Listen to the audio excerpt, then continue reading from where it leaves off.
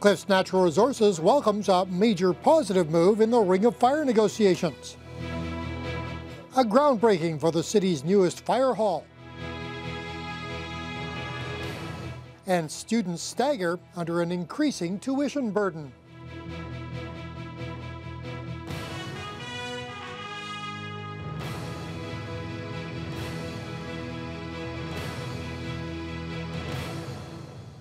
Good evening and thank you for joining us.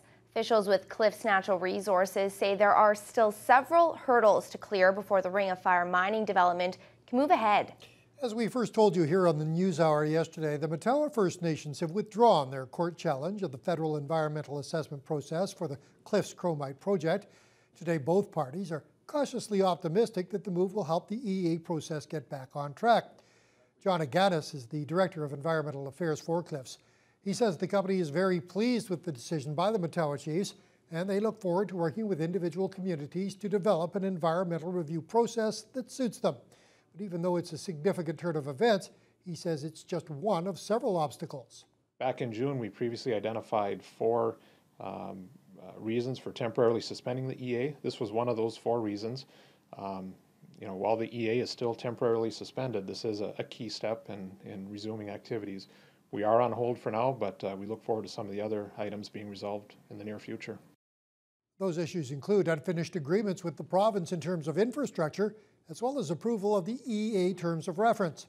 Meanwhile, Matawa CEO David Paul Achnepaneskam explains that the Chiefs passed a resolution on August 1st to discontinue the litigation, and the courts finally approved it September 5th.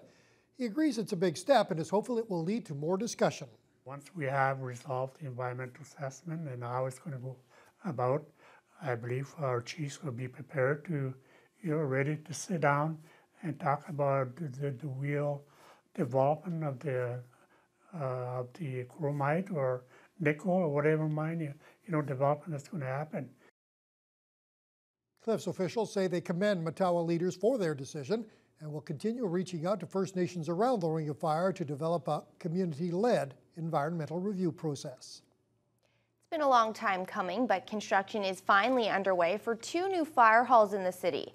The official groundbreaking ceremony was held today for the new West Fort station on Frederica Street. Preparations are also being made to demolish the old Nebing station on 20th Side Road before the new building goes up. As Matt Scooby reports, there's plenty of excitement for the upgrades that have been in the making for over 2 decades. It's the first major investment in the city's fire facilities in 25 years, and for most, it couldn't come soon enough. After council approved the $7 million projects last fall, the groundbreaking ceremony officially kicks off construction of 2 new fire stations in Thunder Bay. Fire Chief John Hay says the new location will help them come closer to meeting their goal of a 6-minute response time in the West Fort and Nebing wards. It's bigger than that because areas that were getting 11 minutes and 12-minute response times are now down to 7s and 8s, and it's quite an improvement overall for that. The goal is 6 minutes, but there's some limitations to how often we can do that. The combined age of the Brown Street and Old Nebing stations is 120 years, so an update was needed. West Fort Councillor Joe Verderama was skeptical of the plan at first, but says he's now satisfied. I did hold their feet to the fire, asking the question, why here, why 2 stations, why not 1 station, and all that. And all those questions were answered in a positive way. Out on 20th Side Road, a temporary shelter is being constructed at the North Nebing Community Centre, where fire crews will operate out of until the new building is complete. Demolition of the old fire hall, which has been plagued by mold, will take place in the near future, and it can't happen soon enough for Nebing Councillor Linda Ritholm.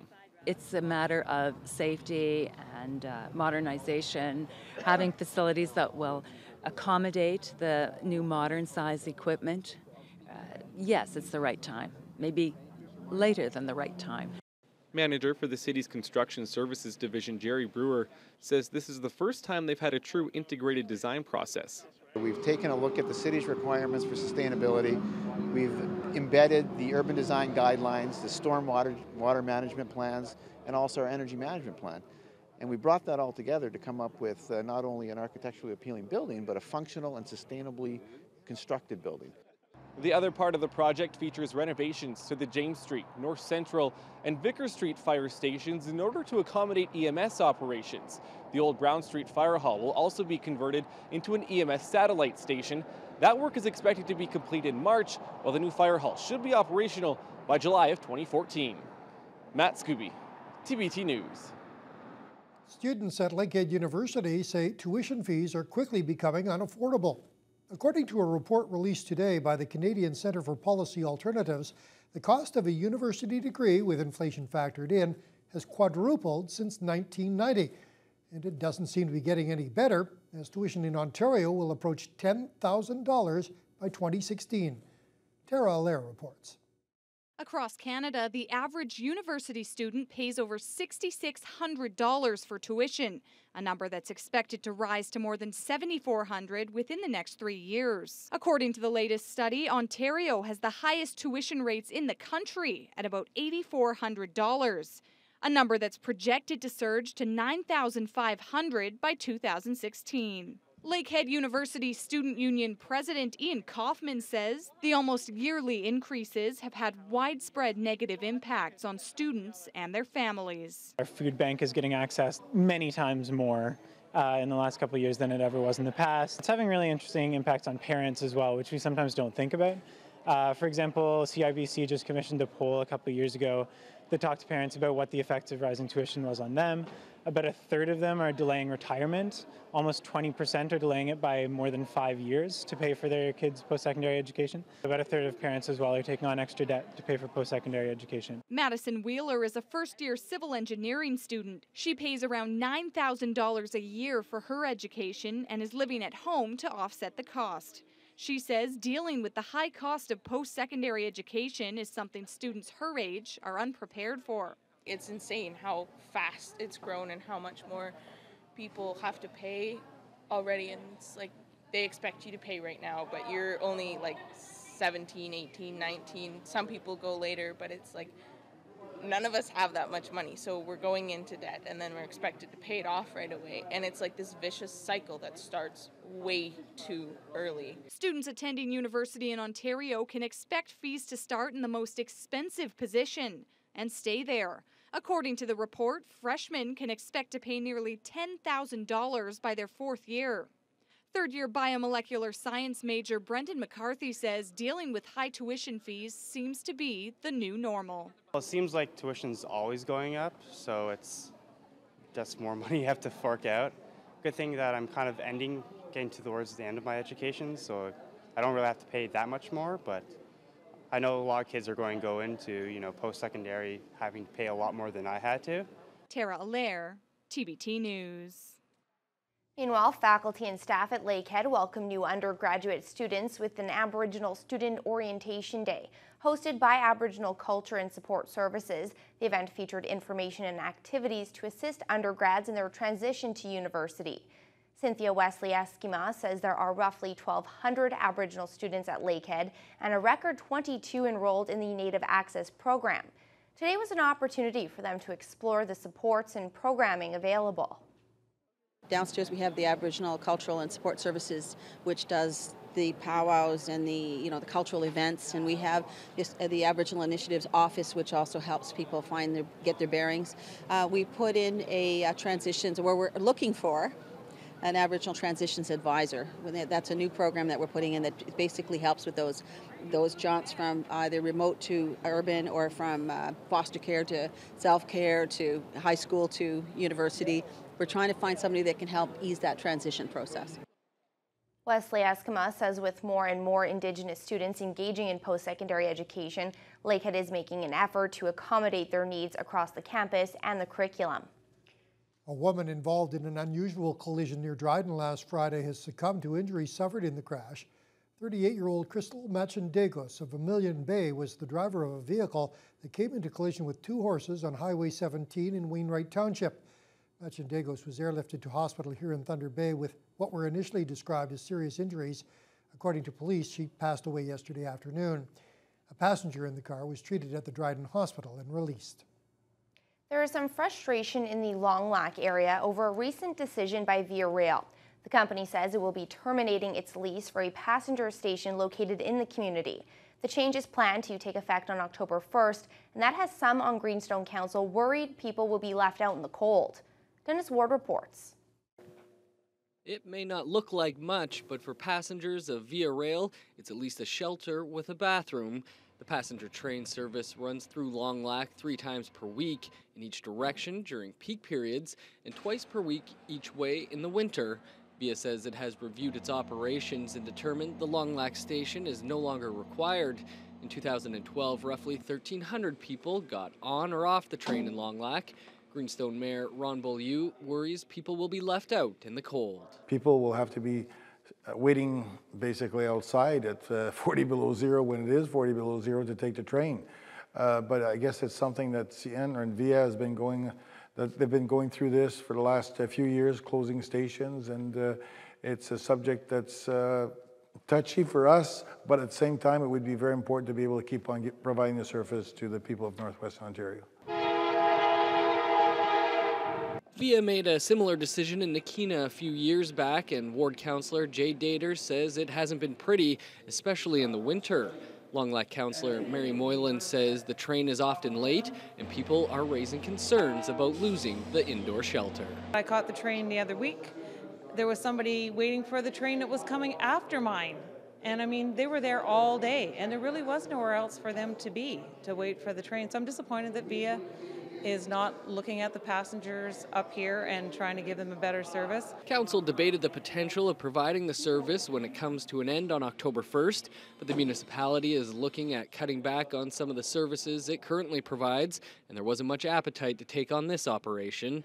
They will be reaching out to MP Bruce Heyer, who has been pushing for increased Via Rail service. Dennis Ward, TBT News. The head of a rescue team at that mall collapse in Elliot Lake last year was back on the witness stand today, and he told an inquiry into the disaster about his decision to call off the search for survivors early on. Joanna Remiliotis reports. Morning. It was a day of marked regrets.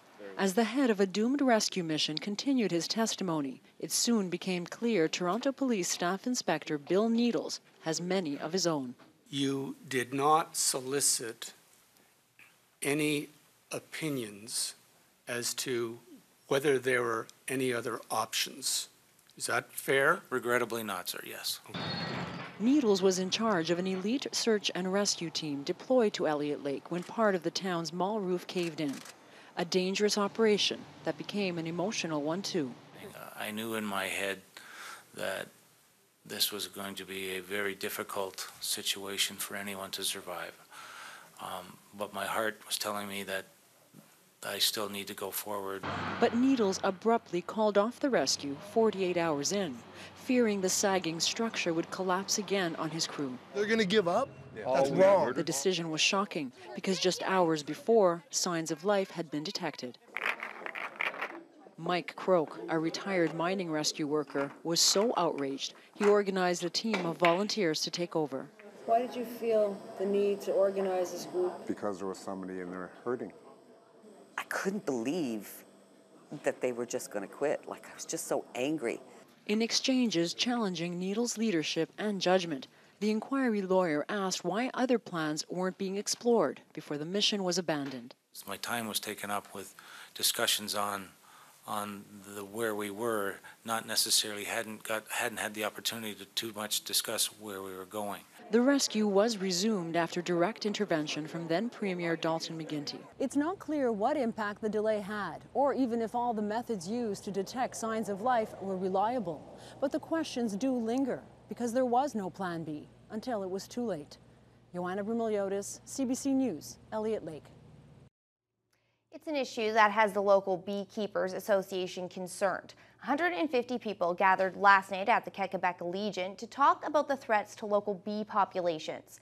MPs John Rafferty and Bruce Heyer joined in the discussion about the recent use of synthetic nicotine in Canadian agriculture. As Courtney Rutherford reports, if a change isn't made soon, local beekeepers say the situation could be grave. It may appear as a pesky summer bug that's flying around your garden.